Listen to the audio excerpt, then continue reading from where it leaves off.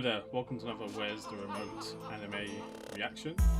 Today I'm reacting to a video that was requested by quite a few people who watched my last One Piece, one of my last One Piece videos, which was the appeal of One Piece. And quite a lot of people asked me to watch why to watch One Piece, which was by the same YouTuber.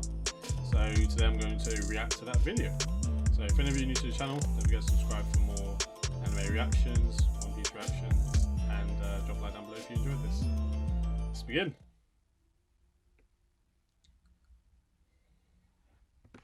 If I were to try and explain the appeal of long-running shonen storytelling, it would be that these are stories designed to go on for a very long time. And so we inevitably spend a much greater amount of time getting to know their worlds and characters, over the course of which the kind of relation we form with them inherently changes. As rather than being something consumed and then moved on from, these are series that sink into our daily routine and often become a constant, gentle, comforting background noise in the days that make up our lives. That's true. And this has been true for me for the vast majority of my life. There's rarely a time I haven't slowly working my way through one of these long-running series. You know, he says that, and that was the exact same experience for me with Naruto, Shippuden, and Hunter. I watched that when I was in college, and I just come home and I just watched like 10 episodes in a day, just chilling out, relaxing. So yeah, I totally get that point. The best of which have become some of my favorite stories I've ever experienced. But it's also a style of storytelling that seems inherently detrimental to itself. Even the very best in the industry have succumbed to the pressure of producing a long-running weekly manga, the eventual fatigue of which has caused even the most monstrously talented authors to either drastically reduce their release schedule or suffer a long-term drop in quality. And yet, there is one artist who, despite the intense lifestyle of being a weekly mangaka, still creates his story with the same energy and vigor as he did 2 decades ago, with a series that's still as loved by its fans now as it was at the heights of its popularity. Wow. That artist is Eiichiro Oda, and that story is One Piece. I don't actually know anything about the most notable thing I could say about One Piece in the modern day is that it's still good, and sailing the Grand Blue with the Straw Hats is still a blast, with many fans attesting that the current arc is one of the best in the series' history, and I'm inclined to agree. I've heard a few people but say the that. question is, how? How does a series stay interesting and relevant after 20 years? And what is it that makes its fans still so loyal to it? And if you've never read One Piece, what could possibly make the massive commitment of it worthwhile? Well, my dear friends, the day has finally come for us to answer those questions. So let's lower the sails, set out towards the horizon, and talk about why you should watch / read One Piece. I think that's it for me, and some of my friends and family I know is that the issue is definitely a commitment issue. Just because when you're looking from the outside and you see there are like almost 1,000 episodes to catch up with, it does become pretty daunting. But the people who I know who are up to date, they say it's the best anime ever. Everyone I know who's up to date says it's the best anime ever, so they can't all be wrong. So it's literally just the commitment thing that's been holding me and some other people I know back. But yeah, I think I've got to push through at this point because it looks like I'm definitely missing out. The major advantage of having a long-running series is that it allows the author to communicate a much greater degree of information to the reader. And while this can often be to a series' detriment, with many artists forced to prioritize longevity over quality, in the right hands it can be used to build worlds of immense breadth and scale, ones with stories and characters that would be completely impossible in a shorter context. And this is the primary strength of Eiichiro Oda as a writer, his ability to create and sustain a long-running narrative. And one of the primary ways he does this is by grounding his series in a tangible, believable world. While One Piece is at its heart the story of the Straw Hat Pirates and their quest for the treasure One Piece, It's the detours and locations along the way that make up the primary bulk of One Piece's story. Each new location in the journey of the Straw Hats has its own unique identity, with its own customs, cultures, economy, and inhabitants. And a huge part of the appeal of sailing the Grand Blue with the Straw Hats is uncovering these locations and discovering the mechanics of how they work. Oda has a way of giving even the most visually outlandish locations a tangible feeling of place and structure. Take, for example, Whole Cake Island from the most recent arc. It's a magical land where every Made of inanimate object cake. is alive and the buildings are constructed from confectionery. And at first, it seems like a kind of Disney esque paradise, until we find out later how the island became like this. Whole Cake Island is under the control of Big Mom, a massive hulking woman with the power to steal life directly from people and transfer it into everyday objects. Whoa. A power she's used to transform the island into her own distorted wonderland, Wow. where no one can leave and people must sacrifice a segment of their lifespan as tax. What? This setup alone is already a pretty fascinating way to handle a location, but perhaps even more impressive is the detail that's gone into its creation. If you go to the One Piece wiki, you'll find pages of information about this one island alone, with detailed paragraphs on the 10 different locations that form it, including a floor-by-floor breakdown of Whole Cake Chateau, the home of Big Mom, including detailed descriptions of the first floor library, the fourth floor room of treasure, and the rooftop party hall. If you want to know what the weather is like on Whole Cake Islands, where and how the residents get their food, or why there are skeletons near the seducing woods, all that information is there for you to dig out. In other words, Whole Cake Island has a tangible sense of geography about it. It feels real because Oda has taken the time to develop it. And what's more, this is just one of the many examples of the extremely fleshed out, developed locations that make up One Piece's world. Zou is a massive forest filled with beast people located on the back of a giant elephant, run by a fierce warrior dog during the day and an equally fierce warrior cat during the night. Dressrosa is a giant city with a massive gladiatorial arena inhabited by bizarre toy people, which are all under the heel of a vicious false king. Thriller Bark is a giant haunted ghost ship that literally eats other ships and turns their crew into zombies. And they've all been fleshed out to a similar degree as Whole Cake Island. And it all comes together to create not just the feeling of one singular massive world, but the worlds within worlds that form One Piece's landscape.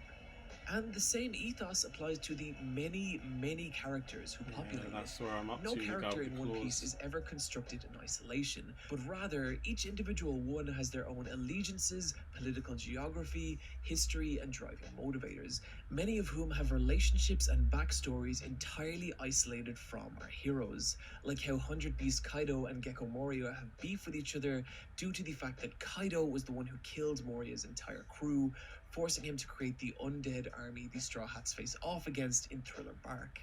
These slices of character information are often revealed through what seem like tiny throwaway lines, only to become far more relevant to the story later on, to the point that I've lost entire afternoons trawling through the One Piece wiki, going down rabbit hole after rabbit hole, trying to understand how all these characters fit together to create the giant, ever-evolving world that is One Piece. And the fact that Oda has had hundreds of chapters to develop the world of One Piece like this means that he's been able to evolve it into a landscape that begs to be dissected and studied. And if you need proof of this, just look at the communities that have built up around its analyzation and discussion, such as the extremely popular One Piece podcast, currently on its 473rd episode, which discusses in extreme detail each new chapter, with episodes that regularly last over 2 hours, meaning that even entirely separate from the central narrative of One Piece's story, it's still an utterly fascinating landscape to explore. That isn't to say, however, that the story that takes place in One Piece's world isn't vital to its success. It absolutely is. But perhaps just as important as the story Oda tells is the unique way he tells it. Oda is a master in what we're going to refer to as short-term and long-term storytelling. And to really understand why One Piece has endured over the years like it has, we need to understand his work from these two distinct perspectives. Short-term storytelling accounts for the moment-to-moment experience of consuming a piece of narrative, how good a job an author has done in laying out their work that makes it pleasurable to consume. And while I can think of a few Massive. manga authors I would consider technically stronger illustrators than Oda, I can't think of any who have the same innate understanding of how to actually make reading a page of manga enjoyable. And even then, when I say there are technically stronger illustrators than Oda, that's not to take away from Oda's work as much as it is to highlight what's special about it. Rather than concentrating on intense rendering or meticulous anatomical correctness, Oda's work has a highly organic, expressive quality to it. He's a master at caricature and stylization, often accentuating the proportions and shapes of his characters to extremes for some of the most Yeah, hilariously they look goofy so but also extreme. strikingly One Piece unique designs characters. in the industry. And yet he's also adept at depicting emotion through his drawings, namely by pushing the facial expressions of the different characters as far as they'll possibly go. Joy, malice, desperation, sadness. He knows exactly how to depict the human face in order to give the reader the clearest possible conveyance not only of what a character is feeling, but just how intensely they are feeling it. Boy, In what's short, happening there? Oda is adept at conveying information through his images. And this carries right through to every aspect of his manga writing, including the unique way he lays out pages. Go to practically part of One Piece, and what you'll be met with are pages dense with visual information. While manga is, of course, a visual medium, many series are content to let the dialogue do the Light lion's yagami. share of the storytelling, with the visuals merely serving as an identifier for who is speaking or to highlight character designs. But with Oda, his pages are dense with visual data, with a lot of the world building communicated through images alone. Take this page in the city of Zou, for example. At no point does anyone point out that the Beastmen use the fruit of the giant trees as their homes. That's information you only get by taking the time to explore the page for yourself. And yeah, it's a small detail, but that's kind of the point. Oda's pages are packed with these little visual touches, whether it's a small gag taking place in the corner of a crowd scene, the appearance of a semi-obscure character from a previous chapter, or any number of strange, often hilarious one-off character designs. Oda is an expert at cramming as much visual information into a page as possible, and that means reading and rereading through these chapters is often a surprising and rewarding experience. This visual density does sometimes run the risk of becoming cluttered, especially considering the amount of text that are present at any given time. But what really helps keep this in check is Oda's command over the mechanics of how to guide a reader's eye around a page of manga. The creation of sequential events from a single image is something we talked about a lot in our Genius of Dragon Ball video, but Oda may be the only author I've ever come across with as solid a grasp of this as Toriyama, and in some cases I'd say even exceeds him. Take this 1.5 page spread, for example. We start off on the right with the Mink Men getting angry at Zoro, then Zoro in return getting angry back, then Luffy responding to Zoro, this dog lady adding to Luffy's response, and then an entirely different conversation taking place on the other side of the room. That's 5 sequential events from a single unbroken panel. And this creates the illusion that as our eye travels from right to left here, time is actively moving with it, which makes it feel like this is an actual event unfolding before us, and not just a group of isolated incidents. And if you're skeptical of this, just look at how less engaging this scene is if we insert some panel breaks. The flow is lost, and so is that sense that we are observing an actual scene unfolding. Oda has used this technique so often and in such minor situations that it nearly seems like something he's doing habitually. But he also pushes it in ways that I've never really seen before. My personal favorite example of this being this depiction of 100 Beast Kaido jumping off Sky Island. We get this panel of a silhouette standing on a massive precipice before lunging forward to the world below.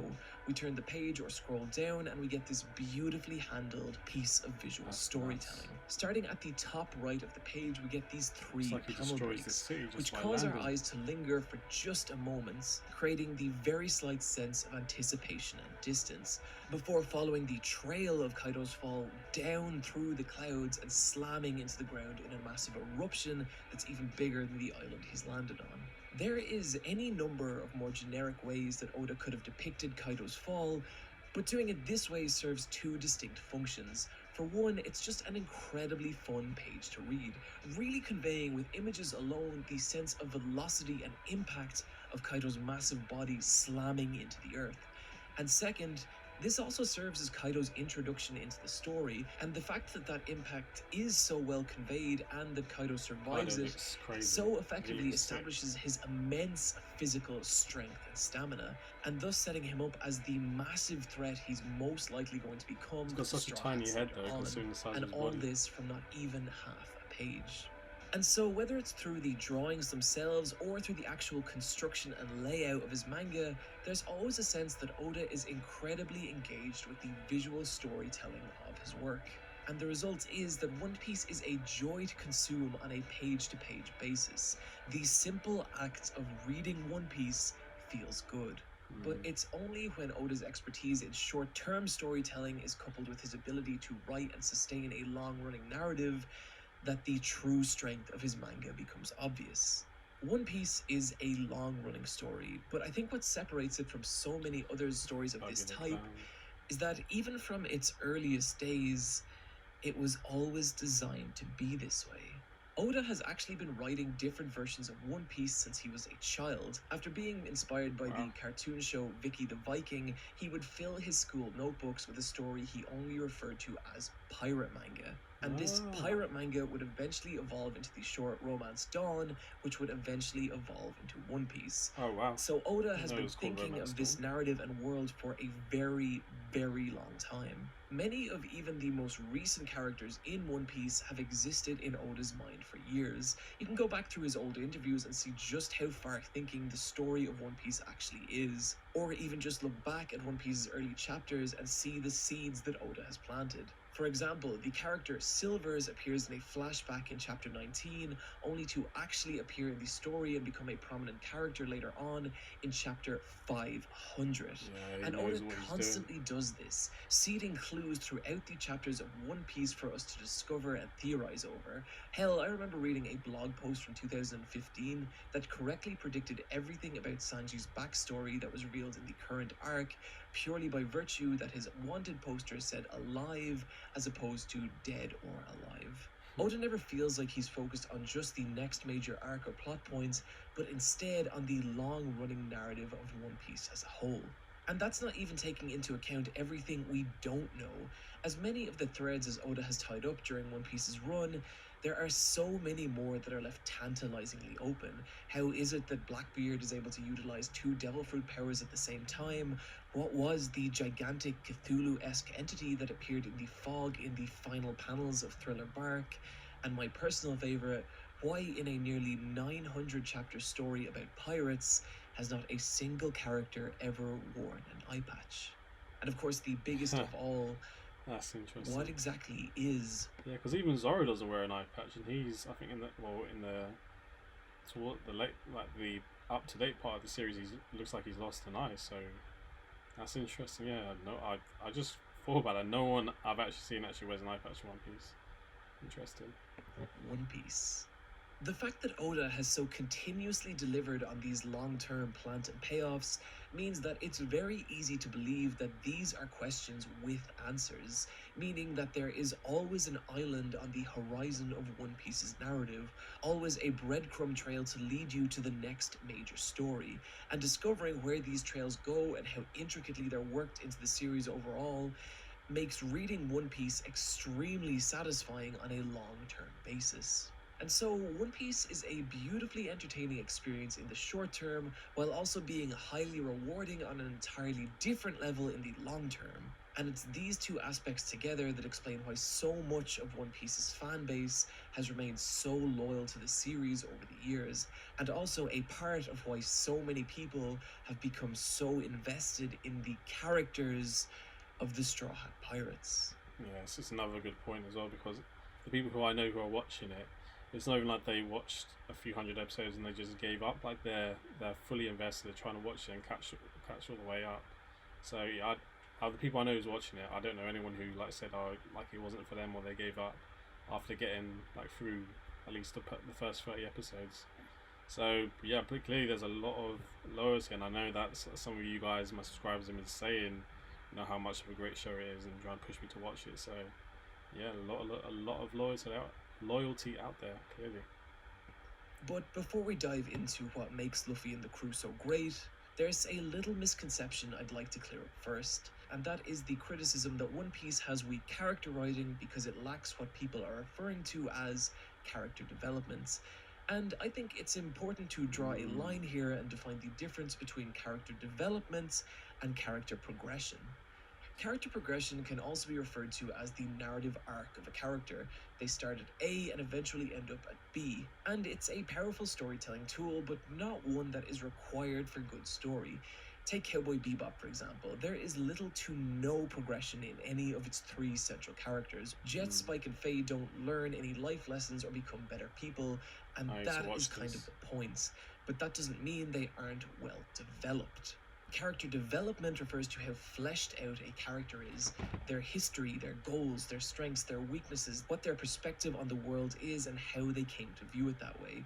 And while there isn't a great degree of character progression among the Straw Hats, each and every one of them is extremely well developed. Each one with a highly distinctive personality, from the stark, indifferent Zoro shows in most situations, to Frankie, Luffy, and Chopper's inexhaustible enthusiasm for the world around them. Each Straw Hat has their own unique charm, and each one has their own compelling and often heartbreaking histories. To this date, Brook's story of his final performance for his crew is about the only time I've ever cried while reading a manga. And fuck you, I'll cry whenever I damn well please. And even then, there All is right, character progression, all right, it mate. just tends to happen very slowly. Just look at Usopp's journey from lying coward to Sniper King to actual competent member of the crew.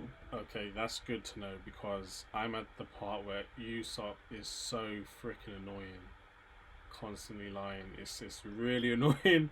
It's really putting me off. So yeah, I guess that's good to see. I was hoping, praying that he develops because if he stayed that way uh, for most of the journey, I wouldn't be fond of that. But looks like he develops, so that's great. As well written as the Straw Hat Pirates are individually, however, their true appeal only comes through when they're Why? considered as a unit, Usopp's when fat. considered as the Straw Hat Pirates. And to understand why, we need to first understand what being a pirate in One Piece's world actually means. The choice to become a pirate in One Piece means that you've essentially decided to shirk off the constraints of society, choosing to live outside world law and instead forging your own path and creating your own way of life. And forming a pirate crew means that you've found a group of people willing to share in these values. In other words, you've found friends willing to accept you for who you are and who will fight for your way of life.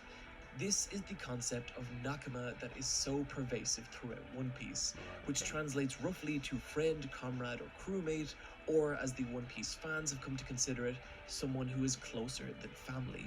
And this is the bond shared by Luffy and the rest of the Straw Hats. It's obvious that each one in their own way is both proud and delighted to be part of the crew. They like spending time with each other and exploring the world together, and this is something consistently reinforced by Oda in his many coloured illustrations of the Straw Hats, most of which depict them just hanging out and having a good time. And I love these pages because they really get across the camaraderie felt by these characters and the friendship they share. Each member of the Straw Hats also has their deeper reasons for wanting to be part of the crew, as each member has at some point lost someone extremely close to them, and that event usually causes them to lose their place within the world, a place they eventually only rediscover upon joining the crew. And I think this only furthers the appeal of the Straw What is Hats. that? They're a group of friends who have found each other in a massive, sprawling world and who value that friendship more than That's anything. just huge And arms. over the course of One Piece, it's hard not to feel drawn into this dynamic yourself, like you aren't in some small way part of the crew. And I think this is a primary reason why so many people feel such a strong emotional investment in the familial concept Right. that is the Straw Hat Pirates. But it's also this same emotional investment that Oda leverages in order to create the most dramatic moments of tension and conflict within One Piece's story. While Luffy and Co face many dangers throughout their voyage, nothing ever feels Boy. as high stakes as when the unity of the Straw Hats is threatened. There's various points in the journey when, due to either external or internal factors, a member of the crew will decide to leave of their own accord, and these inevitably become some of the most emotionally impactful moments of the entire series. One such example is early on in the fantastic Water 7 arc. After sustaining repeated damage over the course of the journey, Luffy decides that it's time to condemn the crew's old ship, the Going Merry, a decision that Usopp takes umbrage with, as up until this point he has been the one maintaining the ship. But it's obvious that his actual real worry is that he too will eventually be left behind by the Straw Hats. Tempers flare and the situation quickly spirals out of control, as Usopp declares to the shock of the others that he's decided to leave the Straw Hats, and it culminates in a brutal showdown between Luffy and Usopp to decide which one will take ownership over the Going Merry. Boy. It's one of the best fights of the entire series, but what always stays with me about it is the visible effect the encounter has on the rest of the crew, each one visibly shaken by the violent clash of their captain and former friend. Yeah, I don't want to see As them nothing fight. is more upsetting to these characters than the breakdown of the family they've all grown to be a part of. It's a beautifully sad episode, and one I really encourage you to go check out. It's one of the better produced episodes of the anime, and even if you have no interest in consuming the rest of One Piece, this is a great example of how strong the character writing in the series can actually be. The other major example of how Boy. well Oda handles his characters can be seen in how he establishes the many villains of One Piece's world. In the same way he can utilize a character's backstory to establish an incredible amount of tragedy and sympathy, he's equally capable of utilizing this same technique to create a palpable, justified sense of fear and danger within a character. My personal favorite example of this being the terrifying Don Quixote do Flamingo. Now, we spent way too much time in the last video going through a character's backstory, and this video is already insanely long, so unfortunately we don't really have time to go through it.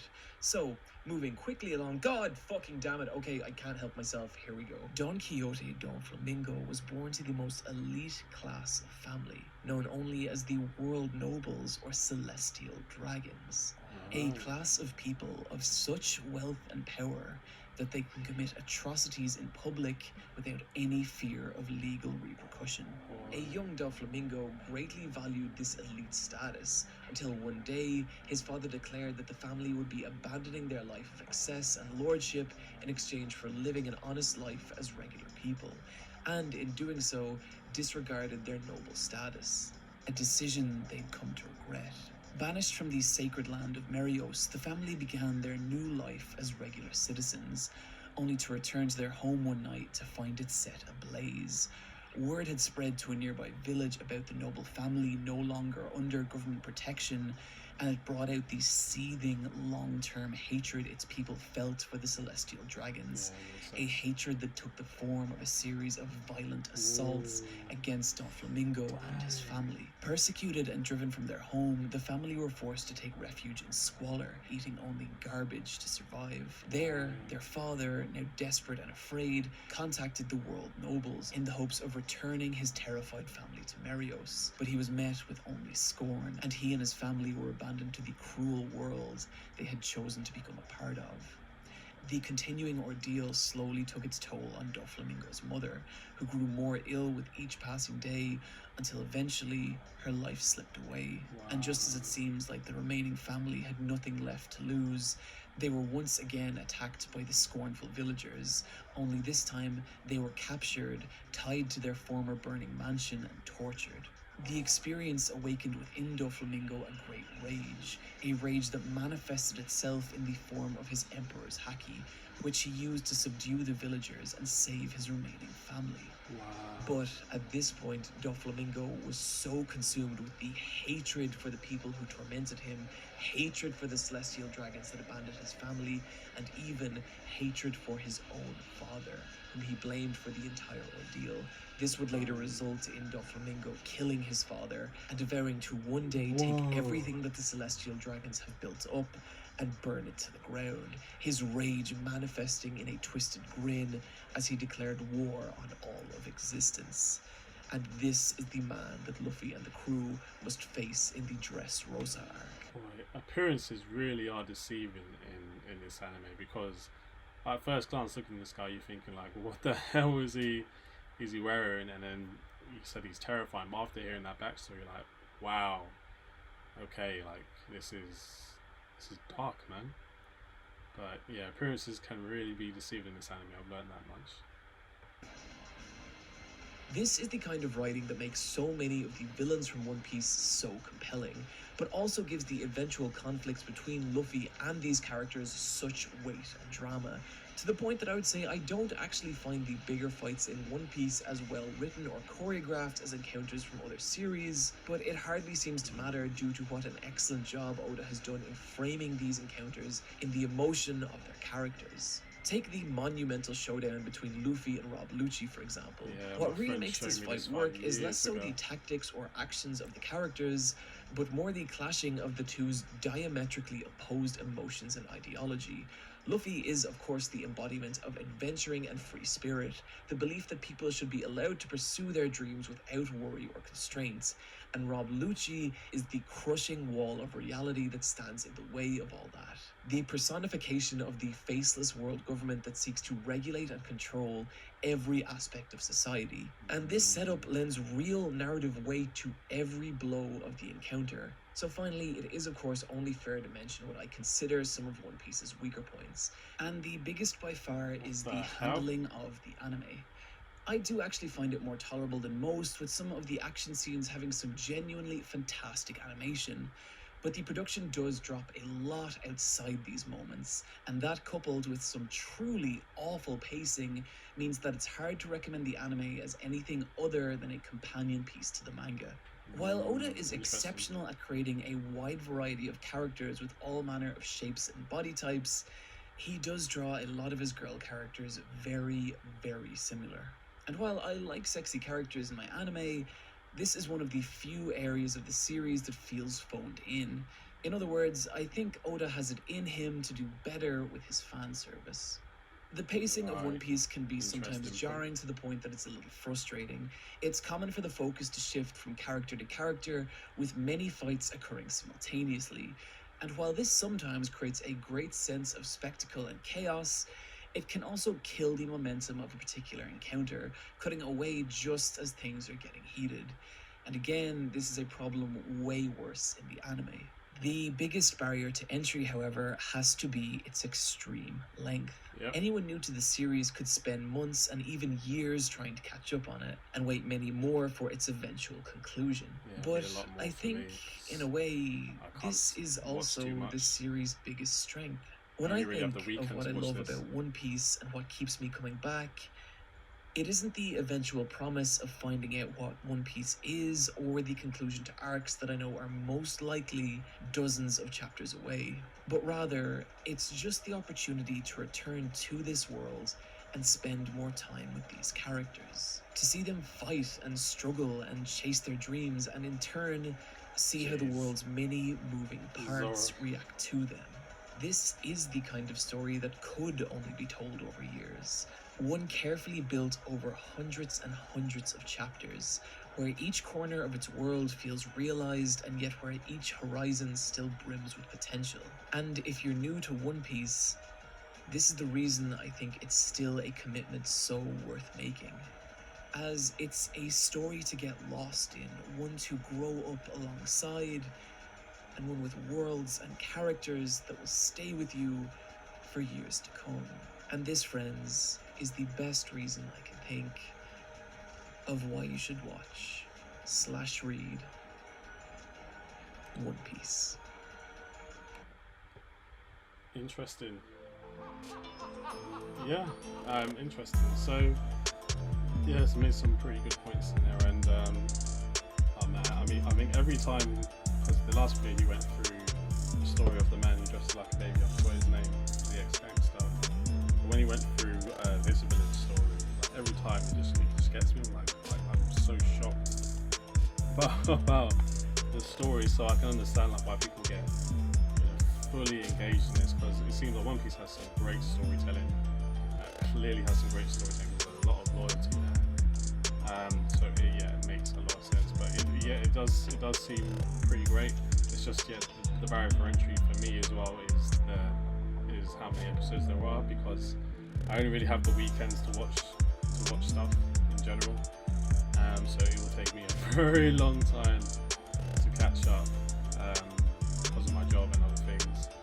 But you know, you guys have said it's great anime. It looks like a great anime, so I'm gonna push through it and see where it leads. So what do you guys think about my reaction to why you should watch / read One Piece? Let me know in the comment section below, and I'll see you on my next One Piece reaction.